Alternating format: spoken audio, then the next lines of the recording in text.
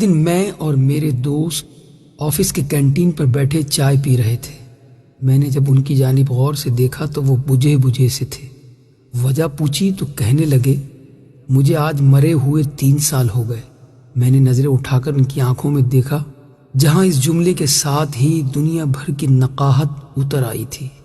پھر کہنے لگے، میں ہمیشہ سے بدتمیز رہا۔ بچپن میں اسکول جاتے ہوئے ضد کرتا، کھانا کھاتے ہوئے ضد کرتا، نخرے کرتا، یہ نہیں کھانا، وہ نہیں کھانا۔ مجھے نہیں یاد کہ 5ویں کلاس تک میں نے اپنے ہاتھ سے نہایا، کھانا کھایا ہو، کپڑے پہنے ہو یا جوتوں کے تسمے بند کیے ہوں۔ باپ، بہن اور بھائی کی محبت مجھے نہ مل سکی۔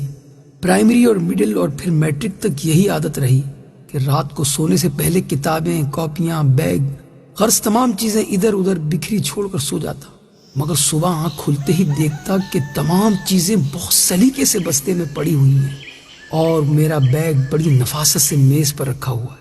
مجھے لاکھ بار کہا جاتا کہ دودھ پی کر سونا، مگر میں نہیں پیتا تھا۔ لیکن جب صبح اٹھتا تو لبے شیریں، منہ کا ذائقہ بدلا ہوتا۔ پہل تو پتہ نہیں چلتا تھا، مگر آہستہ آہستہ پتہ چل گیا کہ رات کو نیند میں ہی دودھ پلا دیا جاتا تھا۔ رات کو کبھی آنکھ کھلتی تو دیکھتا کہ بارش ہو رہی ہے اور مجھ پر کمبل ڈال دیا گیا ہے تاکہ سردی نہ لگے۔ مجھے ہمیشہ گھر میں 2 ہی چیزوں سے چڑ رہی، ایک 11 سے 13 گھنٹے تک ہاتھ سے چلائی جانے والی سلائی مشین سے، اور دوسری روٹی کے کناروں سے کہ ان پر اکثر گھی لگنے سے رہ جاتا تھا۔ مگر روٹی کے وہ سوکھے ٹکڑے جو میں اتار دیتا تھا، نہ تو کبھی گھر سے باہر فروخت ہوتے ہوئے دیکھے اور نہ ہی کوڑا دان میں کبھی نظر آئے۔ اور جب بھی مجھے پیسے چاہیے ہوتے تو میں اسی سلائی مشین کا رخ کرتا جس سے مجھے چڑ تھی۔ جب بھی مجھے کبھی معمول سے ہٹ کر زیادہ پیسوں کی ضرورت ہوتی تو دیکھتا کہ گھر میں سلائی مشین کے چلنے کا دورانیہ 16 گھنٹے تک جا پہنچتا۔ مجھے یاد ہے کالج میں داخلے کے وقت مجھے 1500 روپے چاہیے تھے۔ میں نے گھر آ کر بتا دیا۔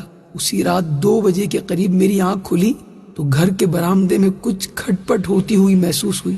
ذرا غور کیا تو محسوس ہوا کہ جیسے کوئی گھٹی گھٹی سسکیوں کے ساتھ رو رہا ہے۔ چپکے سے برآمدے میں جا کر دیکھا تو موٹے شیشے کا چشمہ لگائے میری ماں جانے کب سے مشین میں دھاگا ڈالنے کی مسلسل کوشش کر رہی ہے اور ساتھ ساتھ آنسو بھی گر رہے ہیں۔ میں نے پوچھا، کیا کر رہی ہو ماں؟ ماں نے چونک کر میری طرف دیکھا اور جلدی سے آنسو صاف کرتے ہوئے چہرے پر مسکراہٹ سجاتے ہوئے بالکل صاف آواز میں کہنے لگی، وہ سامنے والی سوریا کی بھائی کی شادی ہے تو اس نے کہا کہ صبح تک 2 سوٹ سلائی کر دو، اس لیے بیٹھی ہوں، لیکن دھاگا سوئی میں نہیں ڈل رہا۔ اس دن مجھے ماں کی حالت اور آنسو دیکھ کر احساس ہوا کہ مجھے کوئی چھوٹا موٹا کام کرنا چاہیے۔ میں مناسب کام بھی ڈھونڈتا رہا اور پڑھتا بھی رہا۔ ادھر FA مکمل ہوا، ادھر آفس میں کام مل گیا۔ میں نے گھر جا کر ماں کو بتایا تو وہ خوشی سے نہال ہو گئی۔ فوری شکر پارے لا کر محلے میں بانٹ دیے۔